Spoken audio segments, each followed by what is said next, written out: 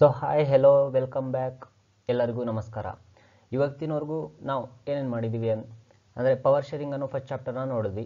ಅದರಲ್ಲಿ power sharing Belgium ಮತ್ತು ಶ್ರೀಲಂಕಾದ ಎಕ್ಸಾಂಪಲ್ಸ್ ತೊಗೊಂಡು ನೋಡಿದ್ದೀವಿ. ಮತ್ತು ಬೆಲ್ಜಿಯಮಲ್ಲಿ ಹೇಗೆ ಅಕೊಮಡೇಷನ್ ಆಯಿತು ಅನ್ನೋದ್ರ ಬಗ್ಗೆ ನೋಡಿದ್ದೀವಿ. ಅದಾದಮೇಲೆ ಒಂದು ಪರ್ಟಿಕ್ಯುಲರ್ ಟಾಪಿಕ್ ಬಗ್ಗೆ ಮಾಡಿದ್ದೀವಿ, ಅಂದರೆ why power sharing is desirable ಅನ್ನೋದು. ಅದಾದಮೇಲೆ main topic forms of power sharing, ಯಾವ್ಯಾವ ಫಾರ್ಮ್ಸು ಹೇಗೆ ಪವರ್ನ ಶೇರ್ ಮಾಡ್ಬೋದು ಅನ್ನೋದು ನೋಡಿದ್ದೀವಿ. ಸೊ ಅಲ್ಲಿಗೆ ಚಾಪ್ಟರ್ ಮುಗೀತು. And this is a last portion. ಅಂದರೆ ಏನಪ್ಪ ಅಂದರೆ ಟೆಕ್ಸ್ಟ್ ಬುಕ್ಕಲ್ಲಿ NCERT ಟೆಕ್ಸ್ಟ್ ಬುಕ್ಕಲ್ಲಿ ಏನು ನಿಮಗೆ ಎಕ್ಸರ್ಸೈಸ್ ಕ್ವಶನ್ಸ್ ಇದಾವೋ ಅದನ್ನು ಸಾಲ್ವ್ ಮಾಡೋದ್ರ ಬಗ್ಗೆ ನೋಡೋಣ ಅಂತ ಈ ವಿಡಿಯೋನ ಮಾಡ್ತಿದ್ದೀನಿ. ಸೊ ಇವಾಗ ಸ್ಟಾರ್ಟ್ ಮಾಡೋಣ. ಫಸ್ಟ್ ಕ್ವಶನ್ ಬಂದು, what are the different forms of power sharing in modern democracies, give an example of each of these. ಓದಿರೋಂಥ ಟಾಪಿಕ್ಗೆ. ಸೊ ಏನಾಗುತ್ತಂದರೆ ಇವಾಗ ಇದನ್ನು ನಾವು ಸಾಲ್ವ್ ಮಾಡೋದ್ರಿಂದ ರೀಕಾಲ್ ಆಗುತ್ತೆ, ರಿವಿಷನ್ ಆಗುತ್ತೆ ಅನ್ನೋದೊಂದು ಯೂಸ್. ಅದಕ್ಕೆ ಸಾಲ್ವ್ ಮಾಡೋದಕ್ಕೆ ಹೊರಟಿದ್ದೀನಿ. So what are the different forms of power sharing already ನಾವು ನೋಡಿದ್ವಿ. ಅಂದರೆ ವರ್ಟಿಕಲ್ ಇದೆ, ಹಾರಿಜಾಂಟಲ್ ಇದೆ, ಇನ್ಕ್ಲೈನ್ಡ್ ಇಲ್ಲ, ಅದು ಬಿಟ್ಟು ಬೇರೆದು among different social groups other ಬಂದು ಪೊಲಿಟಿಕಲ್ ಪಾರ್ಟೀಸ್ ಮತ್ತು ಪ್ರೆಷರ್ ಗ್ರೂಪ್ಸ್ ಮಧ್ಯೆ. ಸೊ ಇದರಲ್ಲಿ ಫಸ್ಟ್ ಒಂದು ನೋಡೋಣ, horizontal division of power sharing. ಇದನ್ನು ನಾವೇನಂದ್ವಿ, power sharing among the different organs of the government ಅಂತ ಹೇಳಿದ್ವಿ. So first form of power sharing ಬಂದು horizontal division of power sharing. ಇದನ್ನು ನೀವೇನು ಯಾವ ಥರ ಬರೀಬಹುದು ಅಂದರೆ, sharing the power between the different departments or different organs of the government, first point. So this is also called as a horizontal division of power sharing. ಇದಕ್ಕೆ example ಬಂದು ನಮ್ಮ India. So ಇಂಡಿಯಾದಲ್ಲಿ ಹೇಗೆ ಡಿಫ್ರೆಂಟ್ ಆರ್ಗಾನ್ಸ್ ಮಧ್ಯೆ power share ಆಗ್ತಿದೆ ಅಂದರೆ, first ಗೊತ್ತಲ್ವ, 3 organs. ಒಂದು ಲೆಜಿಸ್ಲೇಟಿವ್, ಇನ್ನೊಂದು ಎಕ್ಸಿಕ್ಯೂಟಿವ್, ಇನ್ನೊಂದು ಜುಡಿಷರಿ. ಲೆಜಿಸ್ಲೇಟಿವ್ ಲಾಸ್ನ ಪಾಸ್ ಮಾಡುತ್ತೆ, ಮತ್ತು ಎಕ್ಸಿಕ್ಯೂಟಿವ್ ಅದನ್ನು ಎಕ್ಸಿಕ್ಯೂಟ್ ಮಾಡುತ್ತೆ. ಜುಡಿಷರಿ ಏನು ಮಾಡುತ್ತೆ, ಎರಡೂ ಅವ್ರ ಲಿಮಿಟ್ಸ್ನ ದಾಟದಿರ ಜಡ್ಜ್ ಮಾಡುತ್ತೆ, ಅಂದರೆ ನೋಡ್ಕೊಳ್ಳುತ್ತೆ. So this is the horizontal form of power sharing. ಇದರಿಂದ ಏನಪ್ಪ, here power sharing arrangements and different department of government placed at the same level. ಇದು ಆಲ್ರೆಡಿ ಡಿಸ್ಕಸ್ ಮಾಡಿರೋವಂಥದ್ದು, 3 ಸೇಮ್ ಲೆವೆಲ್ ಇದೆ. ಸೊ ಹಾರಿಜಾಂಟಲ್ ಆಗಿ ಪವರ್ ಶೇರ್ ಆಗ್ತಿದೆ ಅಂತ ಮಾತಾಡಿದ್ವಿ. Next ಇದರಲ್ಲಿ ಒಂದು ಮೋಸ್ಟ್ ಅಡ್ವಾಂಟೇಜಸ್ ಏನಪ್ಪ ಅಂದರೆ, no department or no organ can exercise the unlimited power. ಯಾವುದೇ ಆರ್ಗಾನ್ ಅನ್ಲಿಮಿಟೆಡ್ ಪವರ್ನ ಎಕ್ಸರ್ಸೈಸ್ ಮಾಡೋದಕ್ಕಾಗಲ್ಲ. ಇದು ಇದರಲ್ಲಿ ಇರುವಂಥದ್ದು main advantage. So second form of power sharing ನೋಡೋಣ, ಅದೇ vertical form of power sharing. ಇದು ಏನಪ್ಪ ಅಂದರೆ, second form of power sharing ಬಂದು sharing the power among the different levels of the government. This is the second form of power sharing, and this form of power sharing is also known as vertical form of or vertical division of power sharing. So ಇದಕ್ಕೆ example ಬಂದು ಇಂಡಿಯಾದಲ್ಲಿ, that is this is best example for this is a federal government, that is where the power is shared among the different levels.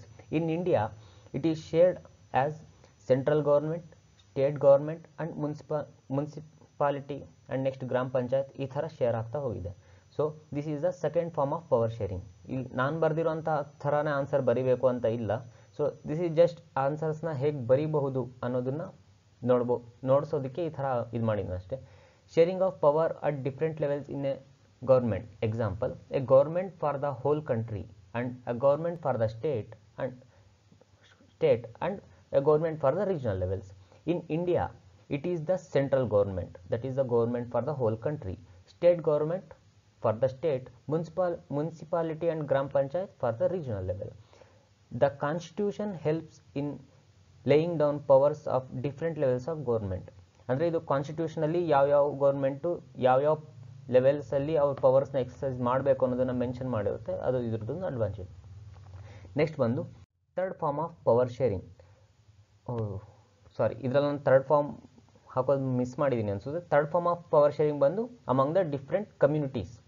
So different ಕಮ್ಯುನಿಟೀಸ್ಗೆ ಏನಿದೆ, for example ಬೆಲ್ಜಿಯಮಲ್ಲಿ ಯಾವ ಥರ different community government ಅಂತ establish ಮಾಡಿದ್ರು, ಅದೇ ಥರ.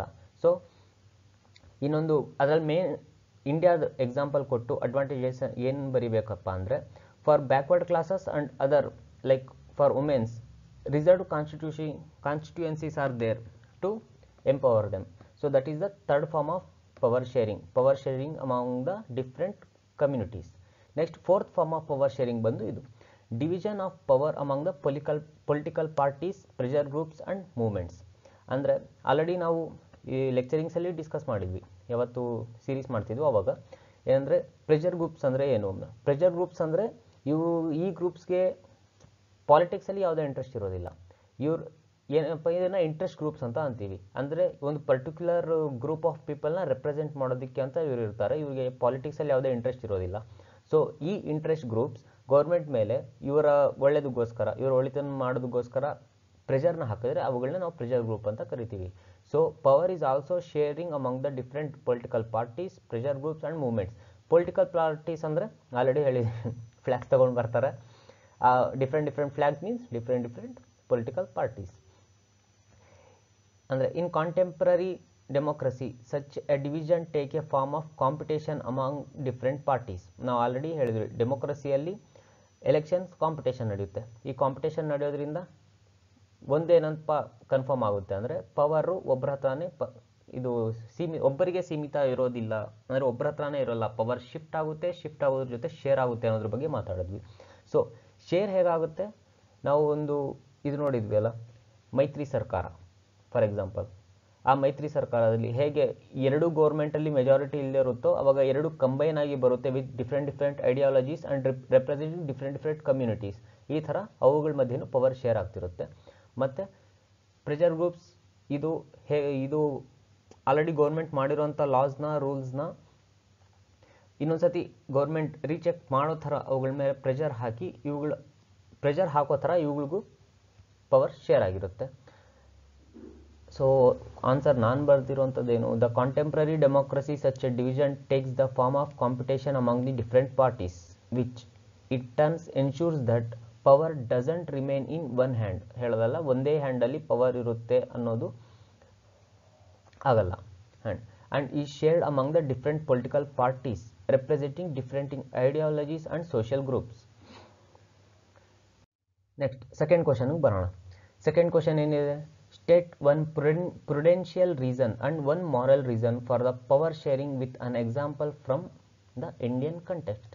ಅಂದರೆ ಇಲ್ಲೇನಪ್ಪ ಹೇಳಿದಾರೆ ಅಂದರೆ ಒಂದು ಪ್ರುಡೆನ್ಷಿಯಲ್ ರೀಸನ್ನ ಕೊಡಬೇಕು, ಒಂದು ಮಾರಲ್ ರೀಸನ್ನ ಕೊಡಬೇಕು. ಅದು ಇಂಡಿಯಾನ ಎಕ್ಸಾಂಪಲ್ ತೊಗೊಂಡು ಇಂಡಿಯಾ ಕಂಟೆಕ್ಸ್ಟಲ್ಲಿ ನಾವು ಎಕ್ಸ್ಪ್ಲೈನ್ನ ಮಾಡಬೇಕು. ಫಸ್ಟ್ ಪ್ರುಡೆನ್ಷಿಯಲ್ ರೀಸನ್ ಅಂದರೆ ಏನಪ್ಪ ಅಂದರೆ ಹೇಳಿದೀವಲ್ಲ, ತಜ್ಞರ ಸಲಹೆ ನಾನು ಯೂಸ್ ಮಾಡಿದ್ದು. ಏನಂತೀವಿ ಅದನ್ನು? Logical reason. ಲಾಜಿಕ್ ಅಂದರೆ ಲಾಸ್ ಅಥವಾ ಪ್ರಾಫಿಟ್ನ ಕನ್ಸಿಡರ್ ಮಾಡಿ ಕೊಟ್ಟಿರೋಂಥ reasons.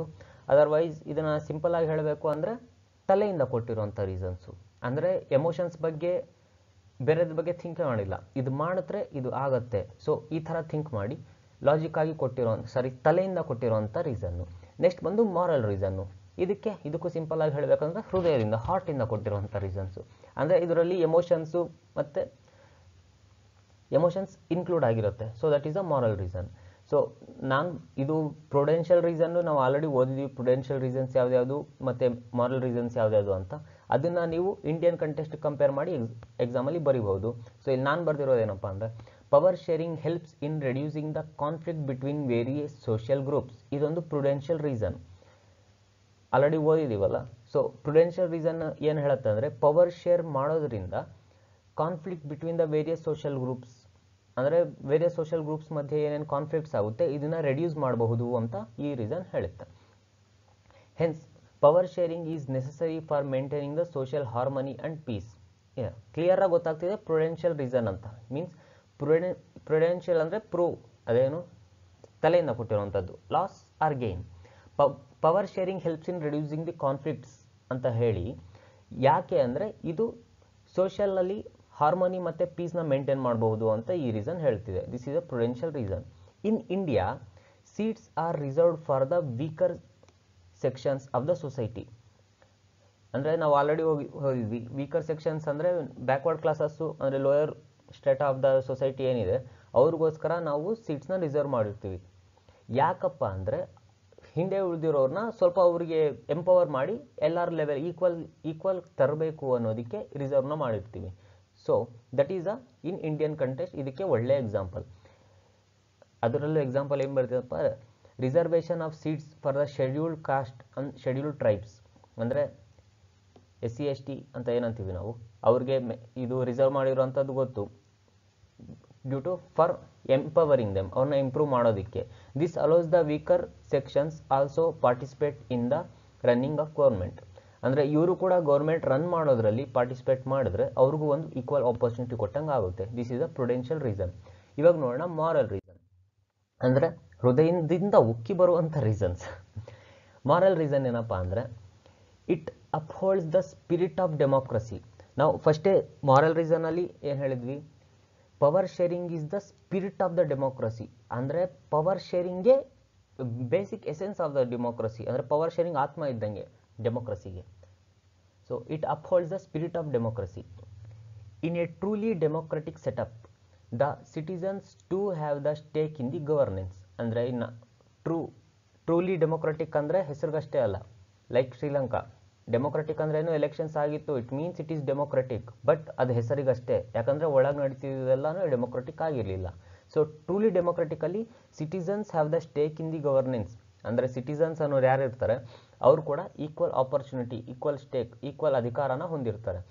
In India citizens can come together to debate and criticise the policies and decisions of the government, ಅಂದರೆ ಇವಾಗ ಗೌರ್ಮೆಂಟ್ ಯಾವುದಾದ್ರೂ ಒಂದು ಡಿಸಿಷನ್ ತೊಗೊಂಡಿದೆ ಅಂದಮೇಲೆ ಇಲ್ಲಿ ನಮ್ಮ ಇಂಡಿಯಾದಲ್ಲಿ ಸಿಟಿಸನ್ಸ್ಗೆ ರೈಟ್ಸ್ ಇದೆ, ಅವು ಬಂದು ಕ್ರಿಟಿಸೈಸ್ ಮಾಡ್ಬೋದು, ಡಿಬೇಟ್ ಮಾಡಿಬಿಟ್ಟು ನೀವು ಮಾಡಿದ ಸರಿನಾ ತಪ್ಪಾ ಇನ್ನೊಂದ್ಸತಿ ಚೆಕ್ ಮಾಡಿಕೊಂಡು ಮತ್ತೆ ಡಿಸೈಡ್ ಮಾಡಿ ಅಂತ ಹೇಳ್ಬೋದು. ಈ ಅಧಿಕಾರನ ಸಿಟಿಸನ್ಸ್ಗಿದೆ. This is also a form of power sharing. This in turn puts pressure on the government to retake its policies and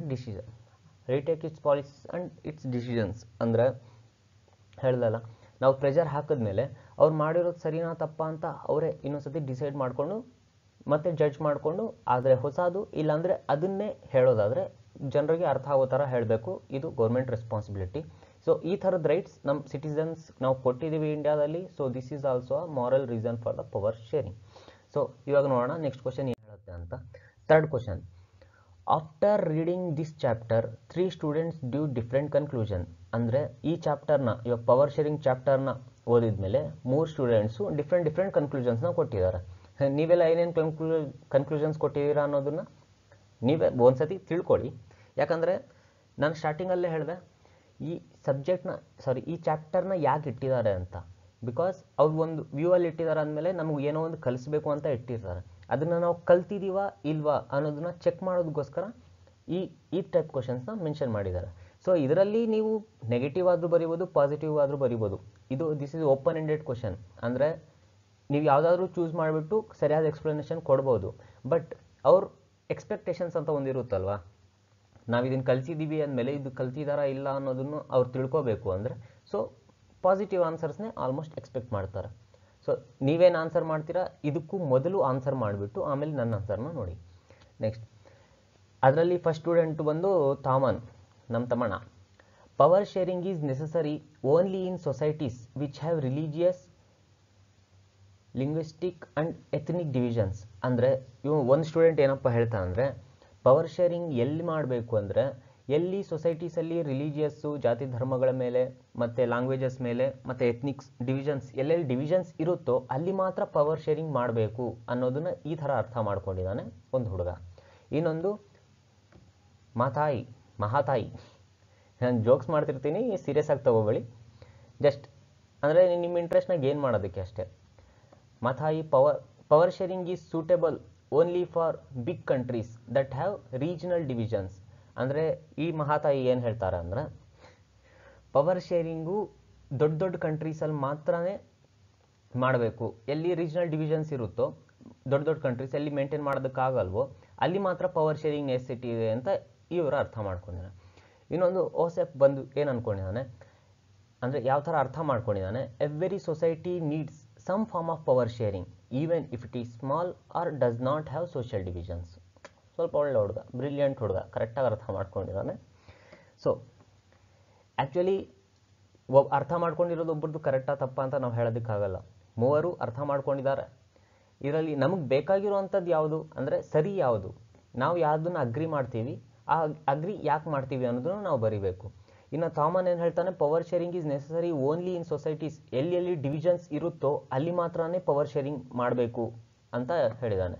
okay, correct. But power sharing and ಡೆಮೋಕ್ರಸಿದ ರೂಲ್ಸ್ ಬಂದು ಪವರ್ ಶೇರಿಂಗು.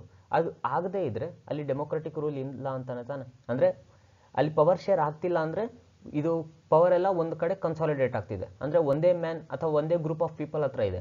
ಸೊ ಫ್ಯೂಚರಲ್ಲಿ clashes ಆಗೋ chances ತುಂಬ ಹೆಚ್ಚು. Power sharing is suitable only for big countries that have regional divisions ಇದೆ. Okay, ಅಲ್ಲಿ ಮಾತ್ರನೇ power sharing ಮಾಡಬೇಕು ಅನ್ನೋದಾದರೆ, ಇಫ್ ಬಿಗ್ ಕಂಟ್ರಿನೇ ಇದೆ, ರೀಜನಲ್ ಡಿವಿಷನ್ಸೇ ಇಲ್ಲ, ಆ ಟೈಮಲ್ಲಿ ಅಲ್ಲಿ ಕೂಡ ಕ್ಲಾಶಸ್ ಆಗುತ್ತೆ. ಒಂದು ತಿಳ್ಕೊಳ್ಳಿ, ಪವರ್ ಡಿವಿಷನ್ಸ್ ಅಂದರೆ ಜಸ್ಟ್ ಕ್ಲಾಶಸ್ಸು ಯಾವ ಥರ ಅಂದರೆ ಕ್ಯಾಸ್ಟ್ಗಳ ಮೇಲೆ, ರಿಲಿಜಿಯಸ್ ಮೇಲೆ, ಲ್ಯಾಂಗ್ವೇಜಸ್ ಮೇಲೆ, ಇವುಗಳ ಮೇಲೇ ಆಗುತ್ತೆ ಅಂತ ಹೇಳೋಕ್ಕಾಗಲ್ಲ. ಒಪಿನಿಯನ್ಸ್ ಕೂಡ ಡಿಫ್ರೆಂಟ್ ಅಲ್ವಾ. ಇವಾಗ ನನ್ನ ಒಪಿನಿಯನ್ ಏನು, ನಿಮ್ಮ ಒಪಿನಿಯನ್ ಏನು, ಎರಡು ಸೇಮ್ ಆಗೋದಕ್ಕೆ ಚಾನ್ಸೇ ಇಲ್ಲ. ಇಬ್ಬರು ಬೇರೆ ಬೇರೆ ಮನೆಗಳು ಬೇರೆ ಬೇರೆ ಡಿವಿಷನ್ಸ್ ಇದೆಯಾ, ತಾಯಿ ಬೇರೆ ಬೇರೆ ಡಿವಿಷನ್ಸ್ ಇದೆಯಾ.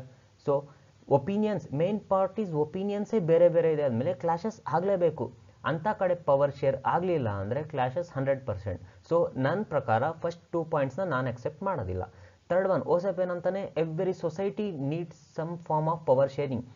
ಒಂದಲ್ಲ ಒಂದು ರೀತಿ ಪವರ್ ಶೇರ್ ಆಗಲೇಬೇಕು. ಸೊಸೈಟಿ ಯಾವುದೇ ಡಿವಿಷನ್ಸ್ ಇರಲಿ ಇಲ್ಲದೆ ಹೋಗಿರಲಿ. This is a good answer. And ನಾನೇನು ಬರ್ತೀನಿ, Ouseph statement is the most logical and thus should be agreed on. ಅಂದರೆ ಲಾಜಿಕಲ್ ಆಗಿ ಇದೆ ಮತ್ತು ಇದ್ರ ಮೇಲೆ ನಾವು ಒಪ್ಕೊಳ್ಳೋ ಥರನೂ ಇದೆ. Every society need some form of power sharing even if it is small or doesn't have social divisions. Country ಸ್ಮಾಲೇ ಇರಲಿ, ಅಂದರೆ ಒಂದು ಕಂಟ್ರಿಯಲ್ಲಿ ಸುಮ್ಮನೆ 100 ಜನ ಇರಲಿ, ಡಿವಿಷನ್ಸ್ ಇಲ್ಲದೆ ಇರಲಿ, ಆದ್ರೂ ಅಲ್ಲಿ ಕೂಡ ಸಮ್ ಫಾರ್ಮ್ ಆಫ್ ಯಾವ ಥರ ಆದರೂ ಪವರ್ ಶೇರ್ ಆಗಲೇಬೇಕು. ಪವರ್ ಶೇರ್ ಆಗಲಿಲ್ಲ ಅಂದರೆ ನಮ್ಮ ವಾಯ್ಸ್ನ ಅವ್ರವ್ರಿಗೂ ಮತ್ತು ಅವ್ರ ಅಬ್ಜೆಕ್ಷನ್ಸ್ನ ನಮ್ಮವರೆಗೂ ಹೇಗೆ ತಲುಪ್ಸೋಕ್ಕಾಗುತ್ತೆ. One man one power consolidate ಆಗಿದ್ರೆ ಒಂದೇ ಮ್ಯಾನ್ ಹತ್ರ ಹೇಗಾಗತ್ತೆ ಹೇಳಿ. ಏನು ಹೇಳುತ್ತೋ ಅದೇ ಆಗುತ್ತೆ. ಹೇಳ್ದಲ್ಲ, ಇದು ಮಾಡಬೇಕು ಅಂದರೆ ರಾತ್ರೋರಾತ್ರಿ ಸೈನ್ಯ ತೊಗೊಂಡು ಹೋಗ್ಬಿಡೋ ಅಂಥದ್ದು, ಈ ಥರದ ಕೆಲಸಗಳಾಗುತ್ತೆ. ಸೊ ಡೆಮೋಕ್ರಸಿ ಅಂದಮೇಲೆ ಪವರ್ ಶೇರಿಂಗ್ ಆಗಲೇಬೇಕು. In spite of size of country, number of people, divisions are there or not, anyhow power sharing must happen. It does not have social division. A democratic society is one where its members or citizens through participations acquire a stake in the system. ಅಂದರೆ democratic country ಅಂದರೆ ಏನು, ಅಲ್ಲಿ citizens ಮತ್ತು ಜನ ಏನಿರ್ತಾರೆ ಅವರು ಪಾರ್ಟಿಸಿಪೇಷನಲ್ಲಿ equal ಅಧಿಕಾರನ ಹೊಂದಿರಬೇಕು. Power sharing is not only prevents the conflict between the various groups in the society but it's also generates a sense of belongings among them to the society. ಅಂದರೆ ಡಿವಿಷನ್ಸ್ ಎಲ್ಲಿದೆ ಅಲ್ಲೇ clashes ಆಗುತ್ತೆ, ಅದನ್ನು ಮಾತ್ರ control ಮಾಡೋದಕ್ಕೆ power sharing ಮಾಡೋದು ಅಂತಲ್ಲ. Power share ಮಾಡೋದ್ರಿಂದ ಅವ್ರಿಗೊಂದು ಫೀಲ್ ಬರುತ್ತೆ, ಎಸ್ ನಾವು ಈ ಕಂಟ್ರಿಗೆ ಸೇರಿದವರು ಅಂತ. ನಾನು ಹೇಳಿದೆ ಇದು ಶ್ರೀಲಂಕನ್ ಕಂಟ್ರೀಸಲ್ಲಿ ಅಂದರೆ ಅಲಿನೇಷನ್ ಫೀಲ್ ಬಗ್ಗೆ ಹೇಳ್ದೆ. ಅಲಿನೇಷನ್ ಫೀಲ್ ಆದರೆ ಏನಾಗ್ತೀವಿ, ಇದು ನ್ಯಾಷನಲಿಸ್ಟಿಂದ ನಾನ್ ನ್ಯಾಷನಲಿಸ್ಟ್ ಆಗಿಬಿಡ್ತೀವಿ. ಅಂದರೆ ಪೀಪರು ನ್ಯಾಷನಲಿಂದ ಆ್ಯಂಟಿ ನ್ಯಾಷನಲ್ ಆಗಿಬಿಡ್ತಾರೆ. ಆ್ಯಂಟಿ ನ್ಯಾಷನಲಿಸ್ಟಲ್ಲಿ ನಾವು ಟೆರರಿಸ್ಟ್ನ ಸೇರಿಸ್ತೀವಿ. ಪವರ್ ಶೇರ್ ಆಗಲಿಲ್ಲ ಅಂದ್ರೇ ತಾನೇ ಡಿಟ್ಯಾಚ್ಮೆಂಟ್. ಸೊ ಪವರ್ ಶೇರ್ ಆದರೆ ಅವ್ರ ಬಿಲಾಂಗಿಂಗ್ಸ್ ಅವ್ರಿಗೆ ಗೊತ್ತಾಗುತ್ತೆ, ಅವ್ರು ಯಾವುದಕ್ಕೆ ಬಿಲಾಂಗ್ ಆಗಿದ್ದಾರೆ ಅನ್ನೋದು ಅವ್ರಿಗೆ ಸೆನ್ಸಲ್ಲಿ ಇರುತ್ತೆ. ಸೊ ಇದಕ್ಕಾದರೂ ನಾವು ಪವರ್ ಶೇರಿಂಗ್ ಮಾಡಲೇಬೇಕು. Power sharing helps to maintain the balance of power among various institution and also keep the check on how it is exercise. ಅಂದರೆ ಇದು ನಾವು ಹಾರಿಜಾಂಟಲ್ ಪವರ್ ಶೇರಿಂಗ್ ಫಾರ್ಮ್ನ ಇದು ನೋಡಿದ್ವಿ, ಅದ್ರ ಬಗ್ಗೆ ನೋಡ್ಕೊಂಡು ಹೇಳ್ತೀವಿ. ಅಂದರೆ ಪವರ್ ಶೇರ್ ನಾವು ಇಫ್ ಮಾಡ್ತಿದ್ದೀವಿ ಅಂದರೆ ಇಫ್ ಒಬ್ಬನ ಹತ್ರನೇ ಇದ್ದರೆ ಬೆರ್ರಿ ಯೂಸ್ ಮಾಡ್ಬಿಡೋದು, ಪವರ್ನ ಅನ್ಲಿಮಿಟೆಡಾಗಿ ಯೂಸ್ ಮಾಡಿಬಿಡ್ಬೋದು. ಸೊ ಆ ಥರದ್ದು ಮಾಡಬಾರ್ದು. ಒಬ್ಬರನ್ನ ಒಬ್ಬರು ಚೆಕ್ ಮಾಡ್ಕೋಬೇಕಾದ್ರೆ ಅಲ್ಲಿ ಕೂಡ ಪವರ್ ಶೇರಿಂಗ್ ಬೇಕು. So irrespective of the size of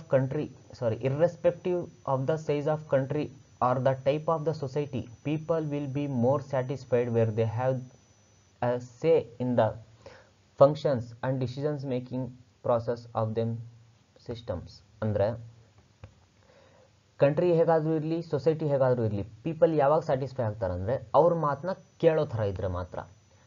ಅವ್ರ ಅಬ್ಜೆಕ್ಷನ್ಸ್ನ ಕೇಳಿ ಒಪ್ಕೊಳ್ದೇ ಇದ್ರೂ ಅವ್ರ ಅಬ್ಜೆಕ್ಷನ್ಸ್ಗೆ ಸರಿಯಾದ ಪ್ರತ್ಯುತ್ತರ ಕೊಟ್ಟರೆ ಅವ್ರು ಸ್ಯಾಟಿಸ್ಫೈ ಆಗ್ತಾರೆ. ಅದು ಬಿಟ್ಟು ಪವರ್ ಶೇರಿಂಗ್ ಮಾಡದೆ ಒಬ್ಬರ ಹತ್ರನೇ ಪವರ್ ಇದ್ದರೆ ಅಲ್ಲಿ ಯಾರೂ ಸ್ಯಾಟಿಸ್ಫೈ ಆಗಲ್ಲ, ಕ್ಲಾಶಸ್ ಆಗಿ ಆಗುತ್ತೆ. ಸೊ ಓಸೆಫ್ ಏನು ಹೇಳ್ತಾನೆ, ಈ ಸ್ಟೇಟ್ಮೆಂಟು ಲಾಜಿಕಲ್ ಆಗಿತ್ತು ಮತ್ತು ಒಪ್ಕೊಳ್ಳೋ ಥರನೂ ಇತ್ತು. ಸೊ ನೆಕ್ಸ್ಟ್ ಕ್ವಶನ್ ನೋಡೋಣ. 4th question, the mayor of Merchtem, ಒಂದು ಟೌನ್ ಇದೆ ಬ್ರಸೆಲ್ ಹತ್ರ in Belgium. Has defended a ban on speaking French in the town school. ಅಂದರೆ ಟೌನ್ ಸ್ಕೂಲಲ್ಲಿ ಫ್ರೆಂಚ್ನ ಮಾತಾಡೋದನ್ನೇ ಬ್ಯಾನ್ ಮಾಡಿಬಿಟ್ರು Mahatma. He said that the ban would help all non-Dutch speakers integrate in the Flemish town.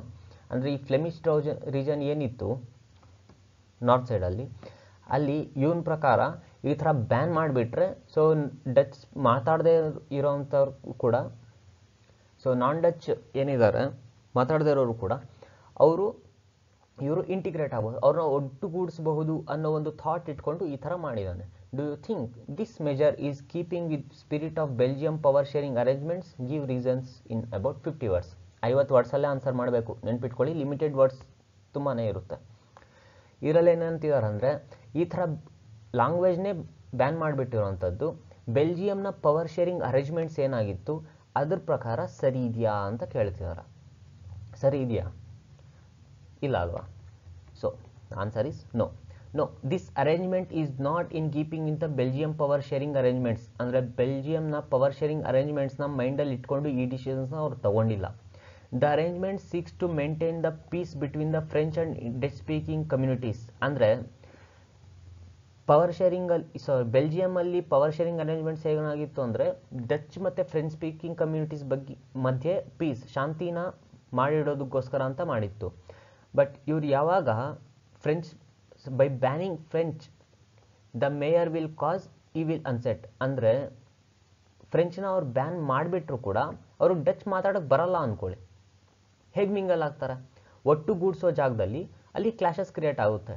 ಯಾಕಂದರೆ French ಮಾತಾಡೋಕ್ಕೆ ಬರಲ್ಲ Dutch ಮಾತಾಡೋಕ್ಕೆ ಬರಲ್ಲ ಅಂದಮೇಲೆ ಅವ್ರು ಫ್ರೆಂಚು ಮಾತಾಡದೆ ಇದ್ದಾಗ ಸೈಲೆಂಟಾಗಿ ಮೂಕರಾಗಿರ್ಬೇಕಾ? ಆಗಲ್ಲ ತಾನೆ. ಸೊ ಅವನು ಒಟ್ಟುಗೂಡಿಸೋದಕ್ಕೋಸ್ಕರ ಮಾಡಿರಬಹುದು, ಬಟ್ ಅವನ ಸೆನ್ಸ್ ಆಫ್ ಹ್ಯೂಮರಲ್ಲಿತ್ತು.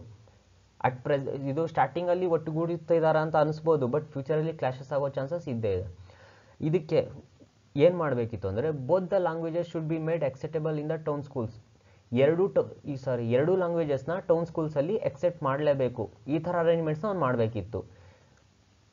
ಈ ಥರದ ಬ್ಯಾನಿಂಗ್ ಸಿಸ್ಟಮ್ ಏನು ಮಾಡುತ್ತೆ ಅಂದರೆ ಸ್ಟೂಡೆಂಟ್ಸ್ ಮಧ್ಯೆ ಕ್ಲಾಶಸ್ ತರಿಸ್ಬಿಡುತ್ತೆ. ಈ ಥರ ಒಟ್ಟುಗೂಡಿಸುವಂಥ ಸಿಸ್ಟಮ್ ಏನು ಮಾಡುತ್ತೆ, ಇಂಟಿಗ್ರೇಟ್ ಮಾಡೋದಕ್ಕೆ ಹೆಲ್ಪ್ ಆಗುತ್ತೆ. ಸೊ ಇಬ್ಬರು ಎರಡು ಲ್ಯಾಂಗ್ವೇಜ್ ಕಲಿಯುವಂಥ ಪಾಸಿಬಿಲಿಟೀಸ್ನ ಮಾಡಿಕೊಡ್ಬೇಕು. ಅವಾಗ ಏನಾಗುತ್ತೆ, ಇಬ್ಬರು ಎರಡನ್ನೂ ಕಲಿತಾರೆ, ಇಷ್ಟ ಬಂದವ್ರು ಮಾತಾಡ್ಕೋತಾರೆ, ಇಷ್ಟ ಬಂದವ್ರು ಚೆನ್ನಾಗಿರ್ತಾರೆ ಅಲ್ವಾ?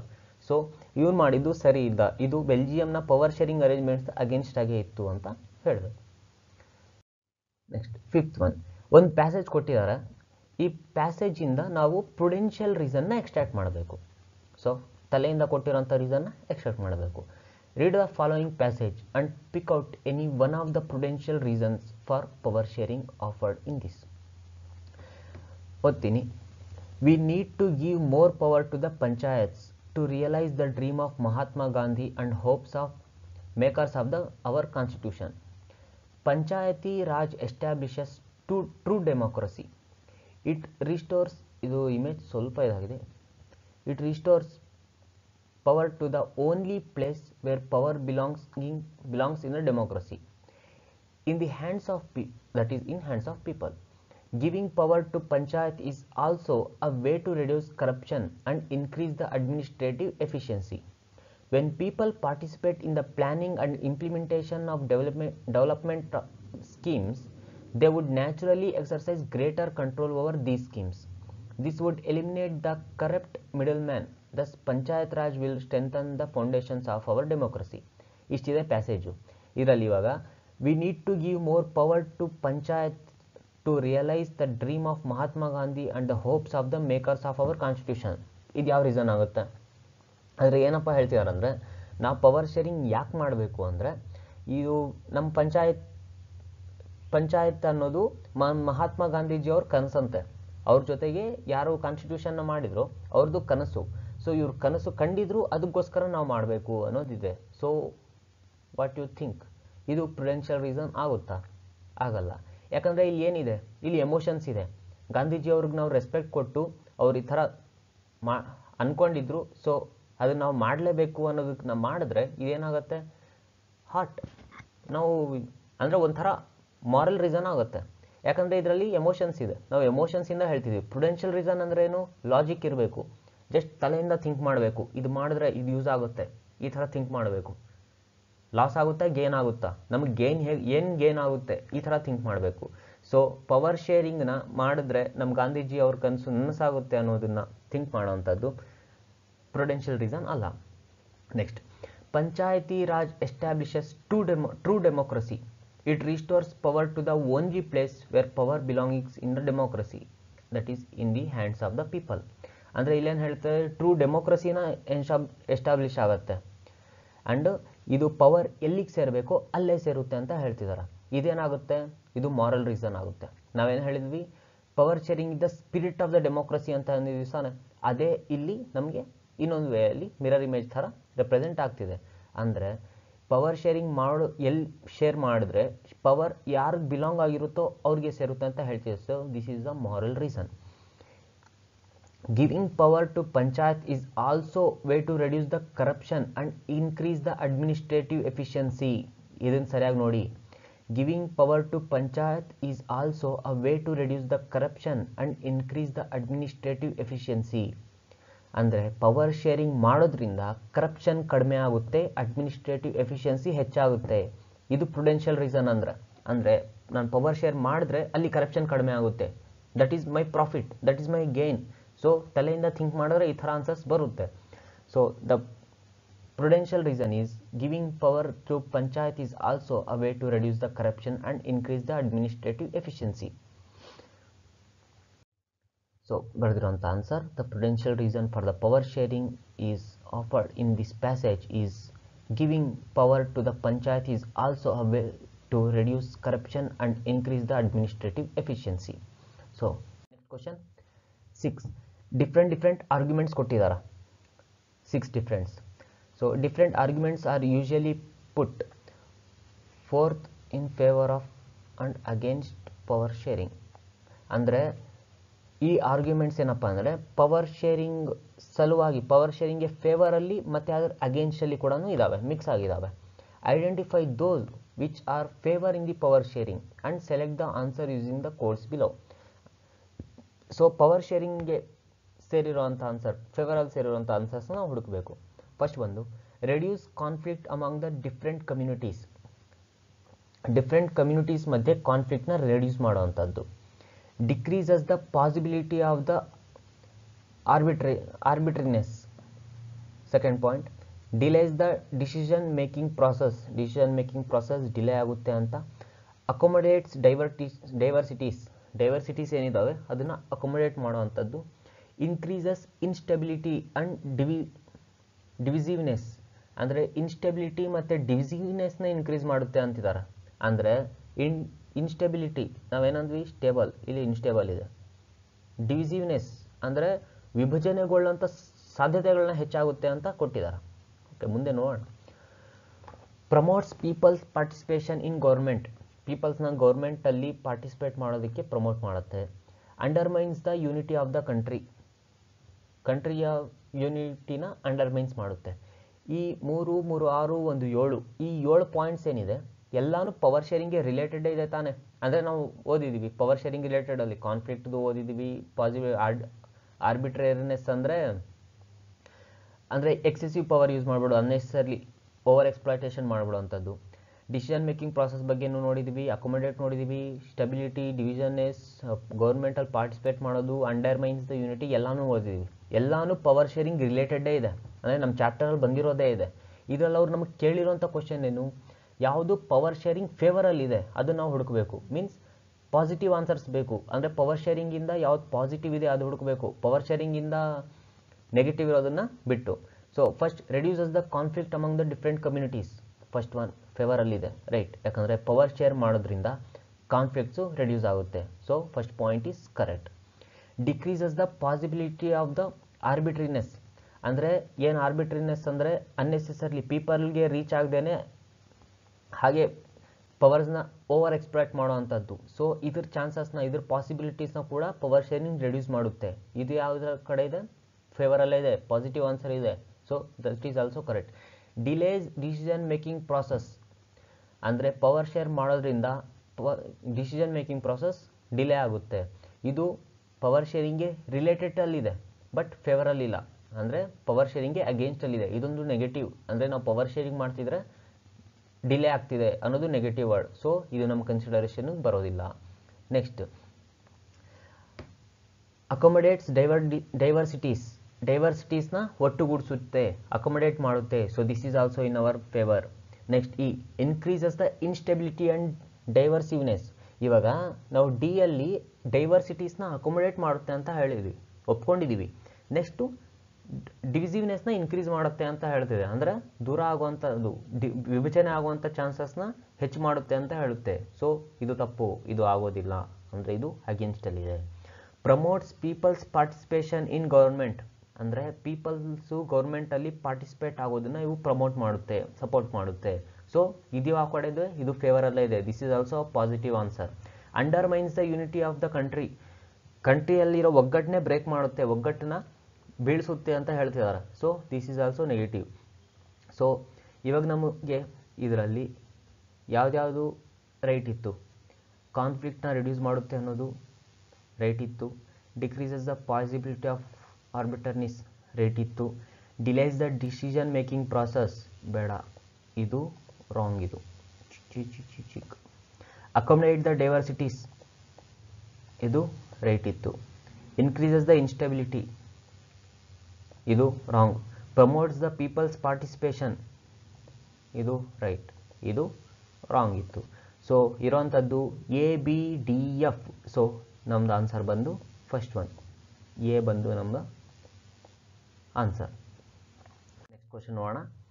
Consider the following statements about power sharing arrangements in Belgium and Sri Lanka.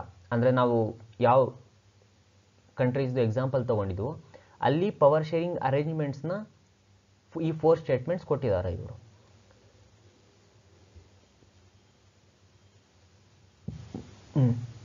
Four statements ಕೊಟ್ಟಿದ್ದಾರೆ. ಸೊ ಇದರಲ್ಲಿ ಮುಂದೆ ಓದೋಣ. ಫಸ್ಟ್ ಸ್ಟೇಟ್ಮೆಂಟ್ ಬಂದು ಇನ್ ಬೆಲ್ಜಿಯಮಲ್ಲಿ the Dutch speaking majority people try to impose their domination on the minority French speaking community. ಇಲ್ಲೇನಪ್ಪ ಹೇಳ್ತಿದ್ದಾರೆ ಅಂದರೆ ಬೆಲ್ಜಿಯಂನಲ್ಲಿ ಡಚ್ ಸ್ಪೀಕಿಂಗ್ ಪೀಪಲ್ ಮೆಜಾರಿಟಿಯಲ್ಲಿದ್ರಾ, ಫ್ರೆಂಚ್ ಸ್ಪೀಕಿಂಗ್ ಮೈನಾರಿಟಿಯಲ್ಲಿದ್ರಾ. ಸೊ ಮೆಜಾರಿಟಿ ಪೀಪಲ್ಲು ಮೈನಾರಿಟಿ ಪೀಪಲ್ನ ಡಾಮಿನೆನ್ಸ್ ಮಾಡ್ತಿದ್ರು ಅಂತ ಫಸ್ಟ್ ಸ್ಟೇಟ್ಮೆಂಟ್ ಹೇಳುತ್ತೆ. ಸೆಕೆಂಡ್ ಸ್ಟೇಟ್ಮೆಂಟ್ ಏನಪ್ಪ ಅನ್ನುತ್ತೆ, in Sri Lanka the policies of the government sought to ensure the dominance of the Sinhala speaking majority. ಅಂದರೆ ಇಲ್ಲೇನು ಮೆಜಾರಿಟಿಸಮ್ ಆಗಿದೆ ಅಂತ ಹೇಳ್ತಿದ್ದಾರೆ. ಶ್ರೀಲಂಕಾದಲ್ಲಿ ಪಾಲಿಸೀಸ್ನೇ ತಂದುಬಿಟ್ಟಿದ್ರು, ಯಾರಿಗೋಸ್ಕರ? ಸಿನ್ಹಾಲಾಸ್ಗೋಸ್ಕರ. ಮೆಜಾರಿಟಿಯಲ್ಲಿ ಇದ್ದಾರಲ್ಲ, ಸೊ ಅವ್ರ ಫೇವರಲ್ಲಿ ಪಾಲಿಸೀಸ್ನ ತಂದಿಸಿದ್ರು, ಅಂದರೆ ಅವ್ರ ಡಾಮಿನೆನ್ಸ್ಗೋಸ್ಕರ ತರಿಸಿದ್ರು ಅಂತ ಇವ್ರು ಹೇಳ್ತಿದ್ದಾರೆ. Second statement. Third statement, that Tamils in Sri Lanka demanded a federal arrangement of the power sharing to protect their culture, language, equality of opportunity and in education and jobs. ಅಂದರೆ ಅಲ್ಲಿ Tamils ಯಾರಿದ್ರು ಅವರು federal ಅರೇಂಜ್ಮೆಂಟ್ಸ್ನ ಮತ್ತು cultural, language ಮತ್ತು jobs and ಇದರಲ್ಲಿ equal opportunity ಬೇಕು ಅಂತ ಕೇಳ್ತಿದ್ರು ಅಂತ third statement. Fourth one, the transformation of Belgium from unitary government to a federal one prevented a possible division of country on the linguistics line ಅಂತ ಹೇಳಿದ. So ಈ fourth ಅಲ್ಲಿ which of the statements given above are correct, ಅಂದರೆ ಯಾವ್ದು correct ಇದೆ ಅನ್ನೋದನ್ನ ನಾವು ಬರೀಬೇಕು. ಫಸ್ಟ್ ಒನ್ ಬಂದು ಏನಿದೆ, ಡಚ್ ಅವರು ಮೆಜಾರಿಟಿಯಲ್ಲಿದ್ದರು, ಇವ್ರು ಮೈನಾರಿಟಿಯಲ್ಲಿದ್ದರು, ಇವರು ಮೈನಾರಿಟೀಸ್ನ ಡಾಮಿನೆನ್ಸ್ ಮಾಡ್ತಿದ್ರು ಅಂತ ಹೇಳ್ತಿದ್ದಾರೆ. ಇದು ತಪ್ಪಿದು. ಯಾಕಂದರೆ ನಾವು ಅಕೊಮಡೇಷನ್ ಇಂದ ಬೆಲ್ಜಿಯಂ ಅನ್ನು ಓದಿದ್ದೀವಿ, ಡಿವಿಷನ್ಸ್ ಇನ್ ಬೆಲ್ಜಿಯಂ ಓದಿಲ್ಲ. ಡಿವಿಷನ್ಸ್ ಓದಿದೀವ ಅಂದರೆ ಇಲ್ಲಾಂದರೆ ಸಿವಿಲ್ ವಾರ್ ಆಯ್ತಾ ಬೆಲ್ಜಿಯಮಲ್ಲಿ? ಇಲ್ಲ ತಾನೆ, ಅಕೊಮಡೇಷನ್ ಆಗಿದ್ದು. ಸೊ ಅಕೊಮಡೇಷನ್ ಇನ್ ಬೆಲ್ಜಿಯಂನ ಓದಿದ್ದೀವಿ. So first one is wrong. Second one, in Sri Lanka the policies of the government sought to ensure the dominance of the Sinhala speaking majority. ಅಂದರೆ ಸಿನ್ಹಾಲಾ ಮೆಜಾರಿಟಿಗೋಸ್ಕರ ತುಂಬಾ ಪಾಲಿಸೀಸ್ನ ತಂತು. ಇದು ಸರಿನಾ ತಪ್ಪ? ಸರಿ, ಯಾಕಂದರೆ ಅಲ್ಲಿ ಮೆಜಾರಿಟಿಸಮ್ ಫಾಲೋ ಮಾಡ್ತಿದ್ರು ಅವರು. ಸೊ ಮೆಜಾರಿಟಿಯಲ್ಲಿದ್ದ ಸಿನ್ಹಾಲಾಸ್ಗೋಸ್ಕರ ಇನ್ನೊಂದು ಪಾಲಿಸೀಸ್ ತಂದಿದ್ರು. So first one is correct. Tamil in Sri Lanka demanded federal arrangements. Yes, ಪಾಪ ಒದ್ದಾಡ್ತಿದ್ರು, ಅವ್ರನ್ನ ಎಷ್ಟೊಂದು ಡಾಮಿನೆನ್ಸ್ ಮಾಡ್ತಿದ್ರು. ಸೊ ಡಾಮಿನೇಷನ್ ಮಾಡ್ತಿದ್ದಕ್ಕೆ ಅವ್ರು ಒದ್ದಾಡ್ತಿದ್ರು, ನಮಗೆ ಫೆಡರಲ್ ಅರೇಂಜ್ಮೆಂಟ್ಸ್ ಮಾಡಿಕೊಡಿ, ನಮಗೆ ನಮ್ಮ ಲ್ಯಾಂಗ್ವೇಜ್ನ, ನಮ್ಮ ಕಲ್ಚರ್ನ ಕೂಡ ನಮಗೆ ಮಾಡೋ ಥರ ಕೊಡಿ, ಅಂದರೆ ಅವಕಾಶ ಕೊಡಿ, ಮತ್ತು ಜಾಬ್ಸ್ ಮತ್ತು ಎಜುಕೇಷನಲ್ಲಿ ಆಪರ್ಚುನಿಟೀಸ್ನ ಕೊಡಿ ಅಂತ ಅವರು ಕೇಳ್ತಿದ್ರು, ಅವರು ಡಿಮ್ಯಾಂಡ್ ಮಾಡ್ತಿದ್ರು. So third one is also right. The transformation of Belgium from unitary government to a federal one prevented a possible division of country on a legislative lines. ಏನಂತಿದ್ದಾರೆ ಅಂದರೆ, ಇವರು ಒಂದು ಡಿವಿಷನ್ಸ್ ಇದ್ದಿದ್ದು ಕಂಟ್ರಿನ ಯೂನಿಟರಿ ಗೌರ್ಮೆಂಟ್ ಆಗಿ unitary ಗೌರ್ಮೆಂಟ್ನ form ಮಾಡೋ ಬದಲು ಡಿವಿಷನ್ಸ್ ಮಾಡಿ ಈಕ್ವಲ್ ಆಪರ್ಚುನಿಟಿ ಮಾಡಿ, ಸಿಂಪಲ್ ಆಗಿ ಹೇಳಬೇಕಂದ್ರೆ ಪವರ್ ಶೇರ್ ಆಗಿದ್ದಕ್ಕೆ ಇಲ್ಲಿ ಡಿವಿಷನ್ಸ್ ಏನಿರುತ್ತೆ ಡಿವಿಷನ್ಸ್ನ ಆಗೋದ್ರಿಂದ ತಡೆದಿದ್ದಾರೆ. ಸೊ ಇದು ಗೊತ್ತು, ಬೆಲ್ಜಿಯಮಲ್ಲಿ ಆಗಿದ್ದು ಒಳ್ಳೆ ಕೆಲಸ accommodation. So D1 is also right. So ನಮಗಿಲ್ಲೇನಿತ್ತು, ಎ ಕಲರ್ ಚೇಂಜ್ ಮಾಡ್ಕೊಡ್ತೀನಿ, ಎ ರಾಂಗ್ ಇತ್ತು, ಇನ್ನು ಮುಕ್ಕಿದ್ದು ರೈಟ್ ಇತ್ತು. ಸೊ ಆನ್ಸರ್ಸಲ್ಲಿ ಯಾವ್ಯಾವುದ್ರಲ್ಲಿ ಎ ಇದೆ ಅದನ್ನು ಬಿಟ್ಬಿಡ್ತೀವಿ. ಸೊ ಇದರಲ್ಲಿ ಎ ಇದೆ ಬೇಡ ನಮಗೆ, ಇದರಲ್ಲಿ ಎ ಇದೆ ಬೇಡ, ಇದರಲ್ಲಿ ಸಿ ಆ್ಯಂಡ್ ಡಿ ರೈಟ್ ಅಂತ ಇದೆ. Okay, C and D right, but B ಕೂಡ ರೈಟ್ ಅಲ್ವಾ? So answer D is right. B C D all are right. So let's go to next question. ಇಲ್ಲಿ ಹೊಂದಿಸಿ ಬರೆಯಿರಿ, ನಾವು ಕನ್ನಡದಲ್ಲಿ ಅದು match the following, match the list. ಅಂದರೆ forms of power sharing ಒಂದು ಸೈಡ್ ಇದೆ ಆ್ಯಂಡ್ ಲಿಸ್ಟು ಅಲ್ಲಿ ಫಾರ್ಮ್ಸ್ ಆಫ್ ಗೌರ್ಮೆಂಟ್ ಇದೆ. And select the correct answer using the codes given below.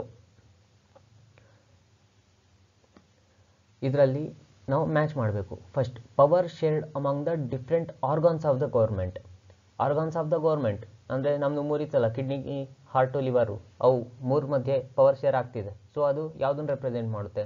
Community government, separation of powers, coalition government, federal government. ಏನಾಗುತ್ತೆ? Separation of power. So first ಒನ್ಗೆ ಬಂದು separation of power. Power shared among the governments at different levels. Different ಲೆವೆಲ್ಸಲ್ಲಿ ಆಗ್ತಿದೆ. ಇದು ಯಾವುದನ್ನು represent ಮಾಡುತ್ತೆ? ನಮ್ಮ India federal ಗೌರ್ಮೆಂಟ್ನ. ಸೊ ಸೆಕೆಂಡ್ ಒನ್ಗೆ ಆನ್ಸರ್ ಬಂದು federal government. Power shared by the different social groups. ಬೇರೆ ಬೇರೆ ಸೋಷಿಯಲ್ ಗ್ರೂಪ್ಸ್ ಮಧ್ಯೆ ಪವರ್ ಶೇರ್ ಆಗ್ತಿದೆ. ಇದಕ್ಕೆ ಬೆಸ್ಟ್ ಎಕ್ಸಾಂಪಲ್ ಬಂದು ಯಾವುದು? ಬೆಲ್ಜಿಯಂನಲ್ಲಿ ಕಮ್ಯುನಿಟಿ ಗೌರ್ಮೆಂಟು, ಅಲ್ಲಿ ಬೇರೆ ಬೇರೆ ಡಿವಿಷನ್ಸ್ಗೆ ಅವ್ರು ಸಪ್ರೇಟ್ ಗೌರ್ಮೆಂಟ್ನ ಎಸ್ಟಾಬ್ಲಿಷ್ ಮಾಡಿದ್ರು. ಆ ಗೌರ್ಮೆಂಟ್ನ ಪೀಪಲ್ಸ್ ಎಲೆಕ್ಟ್ ಮಾಡ್ತಾರೆ, irrespective of wherever they are living. ಅವ್ರು ಯಾವುದೇ ಮೂಲೆಯಲ್ಲಿರಲಿ ಆ ಗೌರ್ಮೆಂಟ್ನ ಅವರು ಎಲೆಕ್ಟ್ ಮಾಡ್ತಾರೆ. ಜೊತೆಗೆ ಆ ಗೌರ್ಮೆಂಟು ಇಂಡಿವಿಜುವಲ್ ಪೀಪಲು ಎಲ್ಲೇ ಇದ್ರೂ ಅವ್ರನ್ನ ಓವರ್ವ್ಯೂ ಮಾಡ್ತಿರುತ್ತೆ. So power shared by different social groups ಬಂದು ಥರ್ಡ್ ಒನ್ಗೆ answer community government. Power shared by a 2 or more political parties. ನಮ್ದು ಗೊತ್ತಲ್ಲ ಶಾರ್ಟ್ಕಟ್ಟು, 3 ಸಿಕ್ತು ಅಂದರೆ 4ನೇದು ಯಾವ್ದು ಖಾಲಿ ಇರುತ್ತೋ ಅದನ್ನು ಹಾಕ್ಬಿಡೋದೆ. So power shared by 2 or more political parties ಅಂದರೆ ಏನು? ಇದು ಕೊಲಿಷನ್ ಗೌರ್ಮೆಂಟ್ ಅಂತ ಹೇಳಿದ್ವಿ. ಮೈತ್ರಿ ಸರ್ಕಾರ 2 ಅಥವಾ 3 ಅವರು ಕಂಬೈಂಡ್ ಆಗಿ ಇದು ರಾಜಕೀಯ ನಡೆಸುವಂಥದ್ದನ್ನು ಕೊಲಿಷನ್ ಗೌರ್ಮೆಂಟ್ ಅಂತೀವಿ. So this is this. First ಒನ್ಗೆ ಬಿ, ಸೆಕೆಂಡ್ ಒನ್ಗೆ ಡಿ. ಸೊ ಇದಕ್ಕೆ ಆನ್ಸರ್ ಬಂದು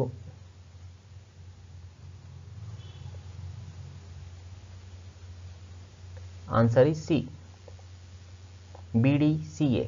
BDCA answer is C. So last question, 9th question.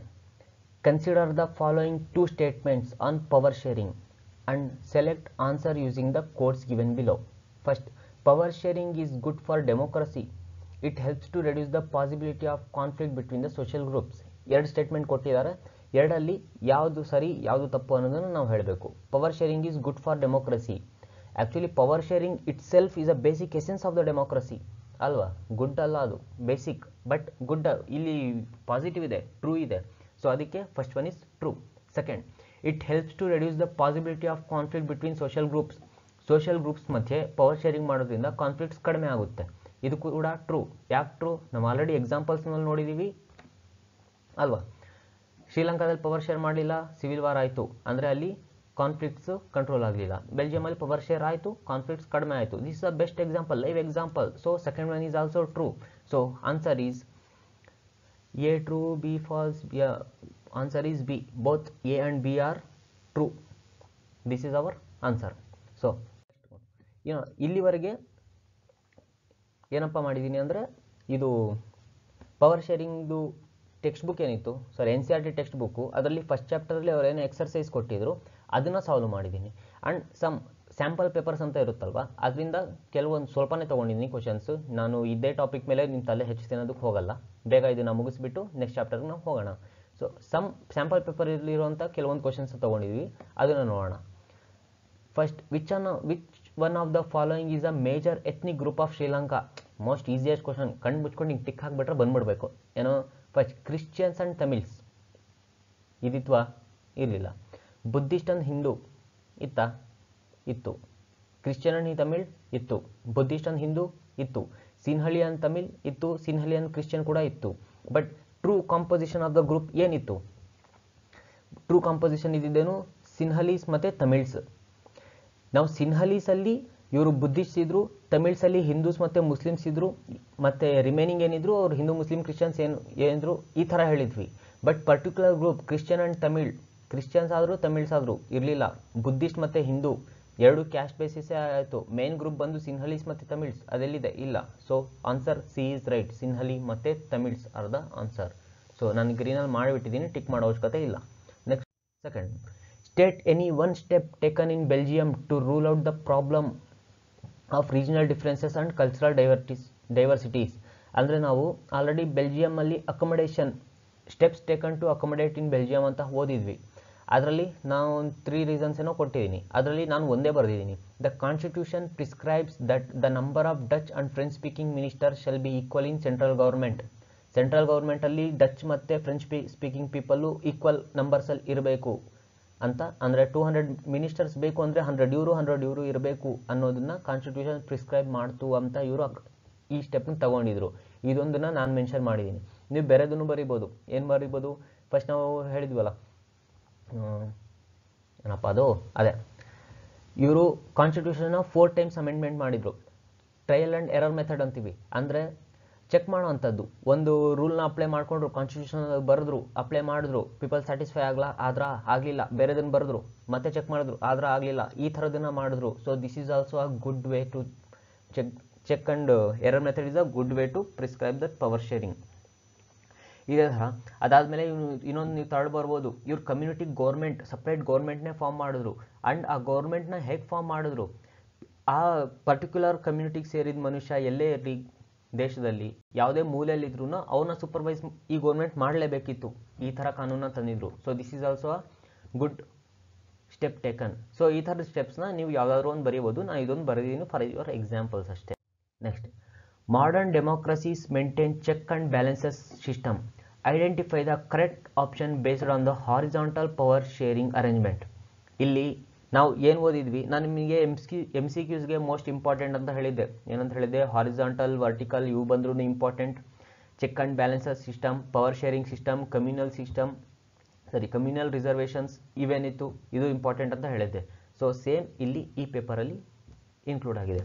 Modern democracies maintain check and balance system. ಅಂದರೆ ಮಾಡರ್ನ್ ಡೆಮೋಕ್ರಸಿಯಲ್ಲಿ ಚೆಕ್ ಮತ್ತು ಬ್ಯಾಲೆನ್ಸ್ ಸಿಸ್ಟಮ್ ಮೇಂಟೈನ್ ಆಗ್ತಿದೆ.